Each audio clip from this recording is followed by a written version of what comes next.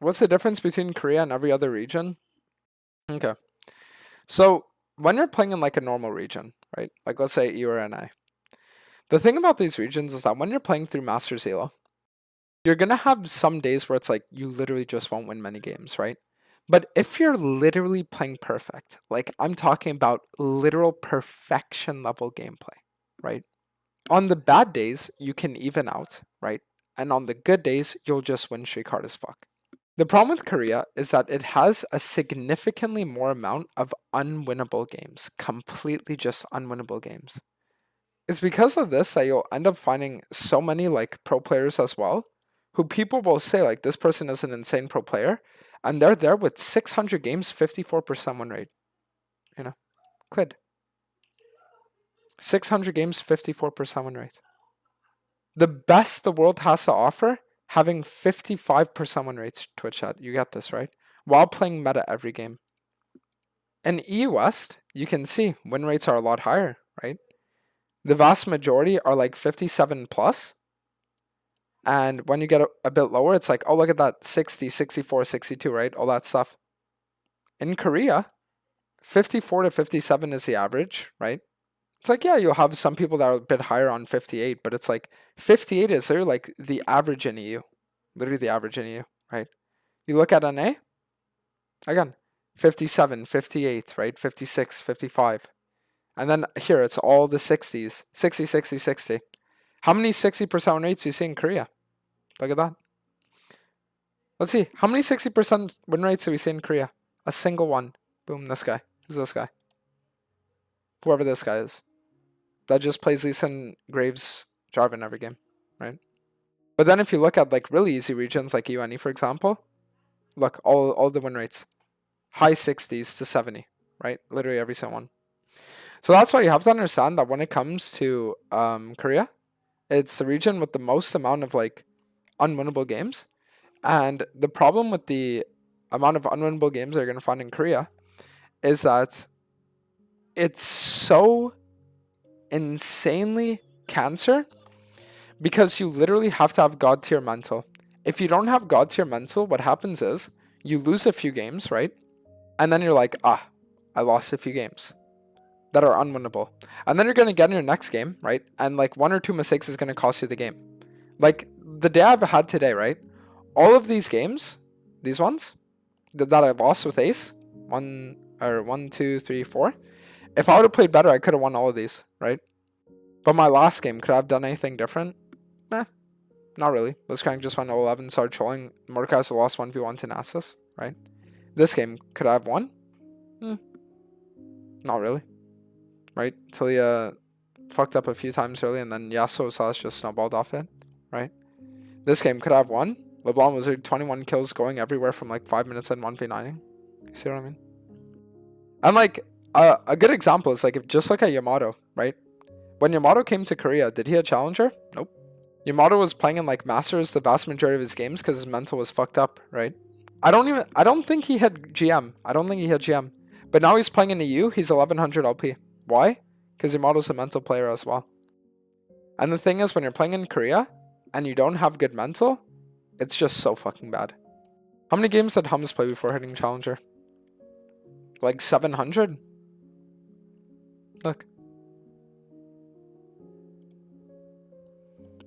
Because they're like the 300 to 600 LP range for like weeks, and he would like lost streak a fuck ton, right? And this was also playing off stream too, a lot of games. But then it's like you just have a few good days, and in a few days he went from like 4 to 800 LP. Hit y'all. Spear Shot is a perfect example of this, no? I mean, Spear Shot, right? When Spear Shot first came to Korea, he was there like 1000 LP. Look. And he was hovering 1000 LP for weeks. How is it possible that a guy that was 1000 LP for weeks, right?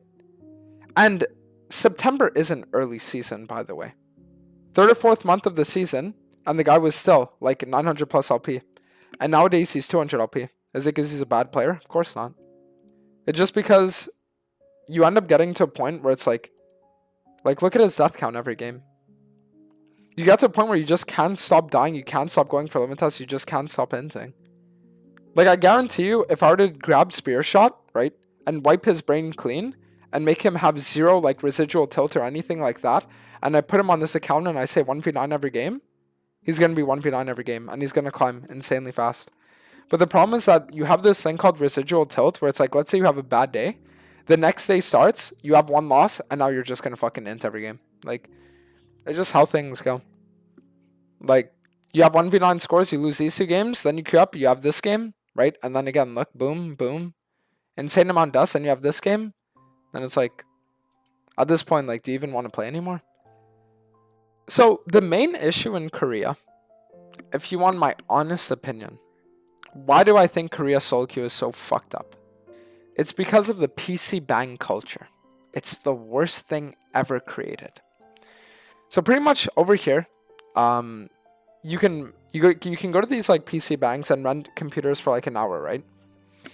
And the problem with these PC bangs is that when people pay for an hour, if they're playing a game that they don't feel like is winnable, they're just going to surrender, or they're going to start inting until they lose, okay?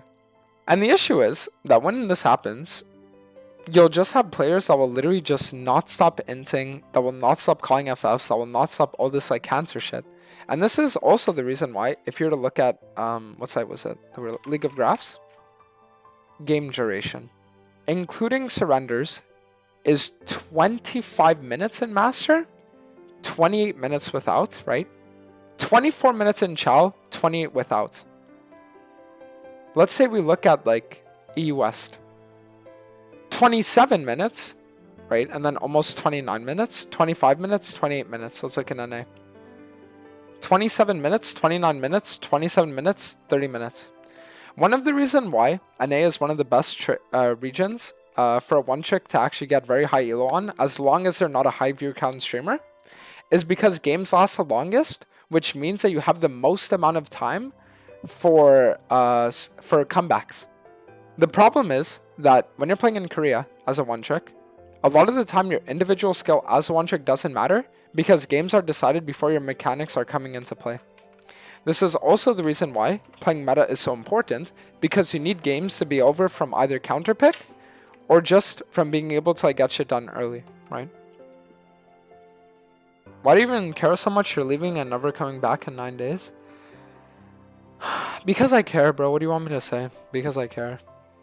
Because I care, because I could have done better, because I feel like I didn't do the run that I could have done. Like, I just care. This shit's my passion, right? Like, there are so many reasons why I care, you know? It's like, NA best region confirmed? Depends. So, for example, right now there's an NA Hecarim player who's like, I think 11 or 1200 LP with a 70% rate on the champion, right? But if you look, the guy literally only plays Hecarim and dodges every single game that Hecarim is locked in, okay? Every single game that Hecarim is locked in or picked, he dodges. And he's like 1200 LP. He has a 90, I think like 5% pick rate of Hecarim only. If you historically look at every single time I've hit Challenger in NA while playing Hecarim, you'll notice, right, that the champion literally has like I only get Hecarim 40 to 60% max of the games I play in NA. Normally it's around 40%. I play 300 games on NA. Hecarim, I'd be lucky if I have 150 games on it. So it's like NA has its own issues in the sense that, yeah, there are win shares that make the game cancer, but the problem is NA is a mentally taxing region, not because of what happens in-game, but because of what happens out of it. Because when you're playing in NA, you have to understand that an issue is that you're going to wait. Let's say you're playing in, let's say 700 LP. 700 LP. You're going to queue up, and you're going to get a 15-minute queue. That 15-minute queue, you're going to get in a lobby with 9 diamonds. Non-exaggeration. 9 diamonds. 9. And then after you get in this lobby with 9 diamonds, someone's going to end, someone's going to troll, whatever it might be. And then you're going to lose. Okay, it is what it is. Then you're going to queue up again. Okay? And you're going to get in like, probably like maybe a Masters GM game after waiting like 15 minutes. You're going to lock in Hecarim. Okay? People in the lobby who are Grandmaster Plus will say, oh, Hecarim's locked in? Is that Dantes? They're going to open up twitch.tv/Dantes. They're going to say Dantes is in queue. Someone's going to dodge. After that person dodges, what are people going to say? They're going to say, oh, well, Dantes was in queue, and now the game dodged, so what am I going to do? I'm just going to ban Hecarim. Simple, right? I get a free one if I ban Hecarim. And then you're going to play that game out, right? No one's going to dodge, because why would they dodge? I just hear a show.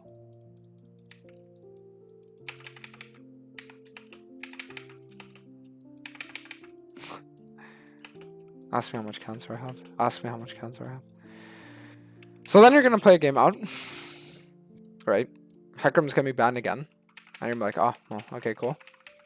Then you're going to play your next game. People are going to say, oh, Dantes was in my last game, and he hasn't played Hecarim in like 2 hours.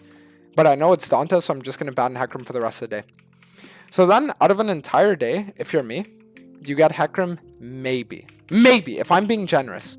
Let's say I play 20 games in a day. If I'm extremely lucky, I'll play Hecarim 10 games. Out of the 20 games, I'll play Hecarim 10. If I'm extremely lucky. If I'm unlucky, it's closer to 6. If Hecarim is a popular pick, then instead of being like 6 to 10 games, I'm getting him maybe 4. Not an exaggeration, right? So the problem is that then when this happens, as a one trick, you get in this like bad mental state. Because then whenever you get your one trick, you feel like you have to win. You have to win. Because if you don't win, well, your next game's a guaranteed fucking loss. Because now you're off your one trick. And then what are you going to do then, right? So that's the reason why it just becomes insanely mentally taxing. Not because of things that happen in-game, but because the queue times are so long, and the things that happen outside of the game as an OTP are just horrible, right? Like the NA Hecarim player that's in Hylo, that's like 70% win rate. I went into the guy's stream a few days ago, right? The guy literally has 15 viewers. His pinned message, stop banning Hecarim. Why? Because he plays one game on his main account, and then every single NA fucking player that sees him, they're like, oh, he's in queue. So then they open up his stream to target ban. So that's the reason why it's like EU West is probably the best region for climbing because it has the biggest mix of like not as many griefers while also not as many target banners while also people that will still pretty much like for the most part care about the game, right? And it's like it's probably the most fun region to play on out of all of them. Because NA, there's too much out-of-game shit that tilts you, and in Korea, there's too much in-game shit that tilts you. And that's why it's funny, because queue time, relative to game quality, it's so crazy how inverse a relationship is. If you have a region with insanely low queue times like Korea, game quality is horrific. You have a region with insanely high queue time like NA, the game quality is better. And if it wasn't for win traders, it would probably be like one of the best as well. And then you take a region like EU, right? That's a healthy mix of both. And oh, look at that.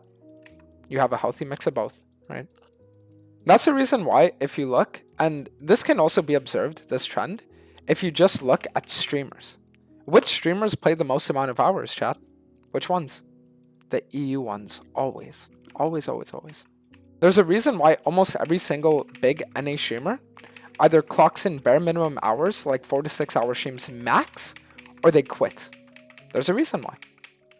Because especially as a one chick, it is just so taxing. EU West has the most amount of like life expectancy when it comes to streaming because of that region. People who say US is cancer never played outside of EU? Nope, they haven't. And the ones that have will always say, I can't wait to go back. Always, always, always, always, always. Because the one thing that I like about EU2 is that players have a never give up attitude, right? So even if a guy like will go 0-5 in lane, this guy will still always, always, always try to win. And the beauty of this is that players will start the game 0-5, but then they'll come back, they'll bring it back, and they'll start performing later on in the game. In Korea, a lot of the time, a guy's going to be 0-5. By the end of the game, he's 0-10. Which is especially cancer as a one trick, because it's like you rely on your mechanics to carry games. And if your one trick isn't meta and he's not super good early game, well, good luck trying to climb. I think a good amount of viewers who wanted you to just try to keep going are a bit bummed out. No, I agree, bro. And why do you think my mental is like also so bad as well? Because the thing is, I can always consider my streams from an outsider point of view, right? And do I think my content has been good recently? No. Do I think my attitude has been good recently? Nope. Do I think my streams have even been entertaining to watch recently? No.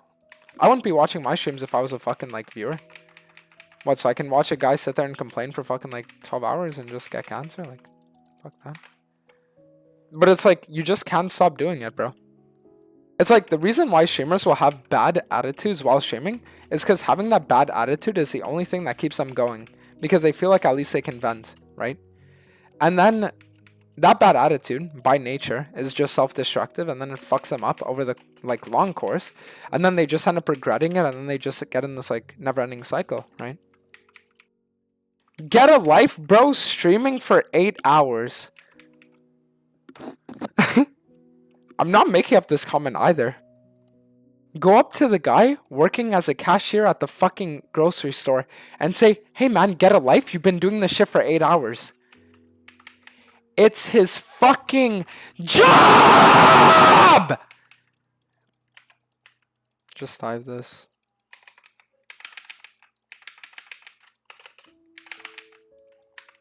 So crazy how it's like, I'm not even listening to music and it feels like more enjoyable than with music. And music is literally like the only thing that makes me cope with reality, unironically. And I don't even have that, and I actually feel like chill with it. It's so fucking crazy.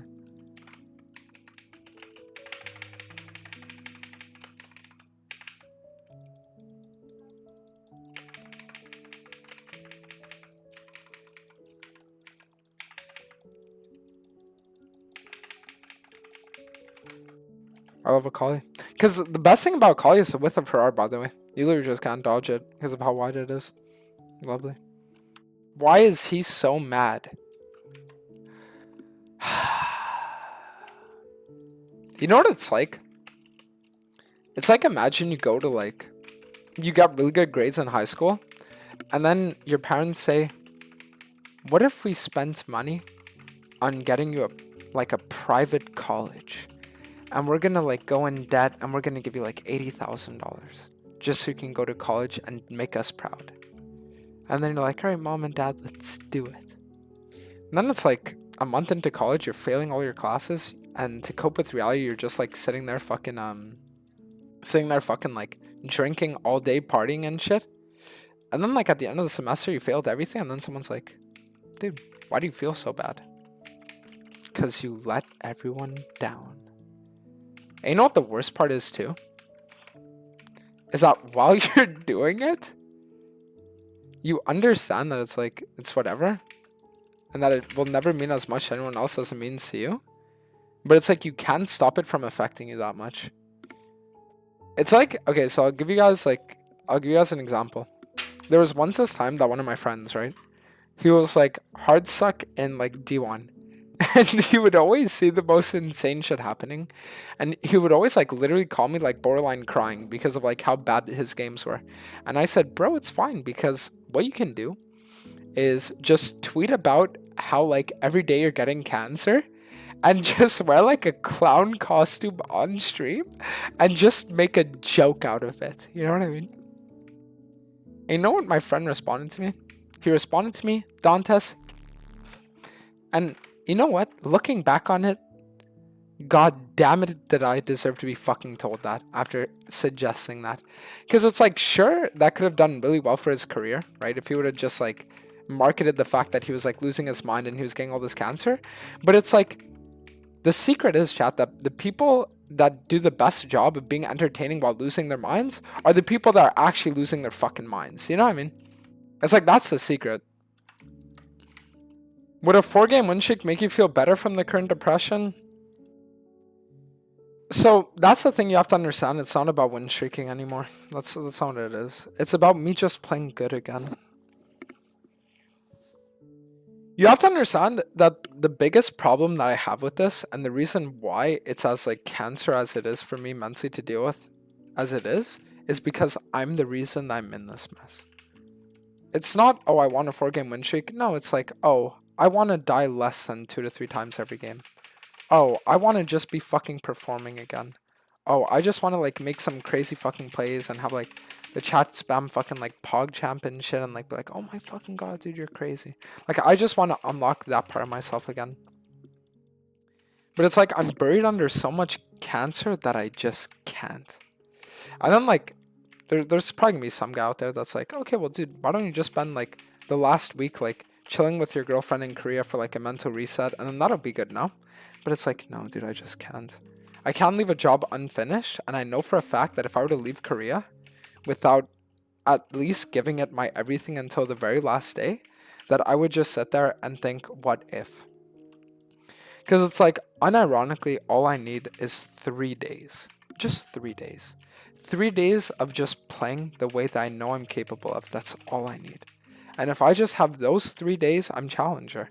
And then I can say, look. And then all those fucking cockers that were gonna say shit, all of that like feeling of self-doubt of like, am I really the best? Am I really like... It's like all of that will just wash away and I'll feel good again. You know what I mean? But it's like, I need to just give it my all. I can't...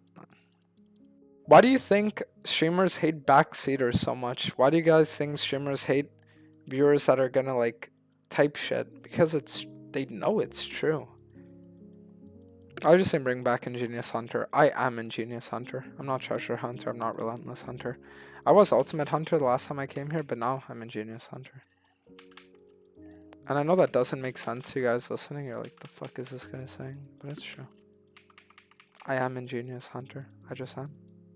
That's all there is for me to say.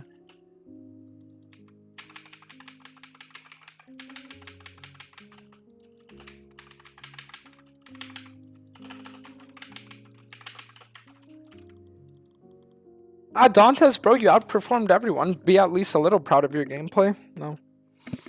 Because what if my Kai'Sa wasn't 17-7 in this game? Then would I have lost because I had one in death? So there was this time that I actually underwent this very severe mental breakdown. Very severe. Because what I did was I had this playstyle where I never ganked. So you guys know how a Gurren's playstyle involves entirely around like kind of like, I call it reactive jungling, right? But it's like you sit there and you more or less just react to plays and you only take what's guaranteed, okay? That's like more or less what his playstyle is. And there was this one time that I was telling myself, if I just literally full clear every game and secure every single dragon, I will win every single game with like at least a 90% win rate, right? And every time I would make a mistake, I would literally lose my fucking mind. And it got to a point where one day I played a game, I started this fresh account. And the fresh account, so I search up Doaenel if I played perfect because I want to find the tweet, and then I see a Reddit thread. Doaenel is not a good Hecarim r/jungle mains. Wow. 0 upvotes, 56 comments. Let's see. I don't know if it's just me or anyone else who thinks Doaenel is highly overrated as the best Hecarim in the world. His game's either domination or dominated. If he loses lane, he still decides to run it down as if he has 2 items and 3 levels above. For some reason, he makes really dumb plays and runs back and forth in front of the enemy, expecting to not get engaged on as his team is sitting back. While he is losing, he doesn't try to get back on track by getting picks. He tries fair team fights, which is bad for his team as they're releasing. How does this guy reach challenger? Peel nice is overly aggressive playstyle, or is he actually considered good? Everyone flamed him for this. That's hilarious, actually. Wait, did this guy link his OPG? That'd actually be funny as fuck. Oh, wow. Try looking at his thing, mature content over 18, so this guy like retweets and shit. Nice, bro.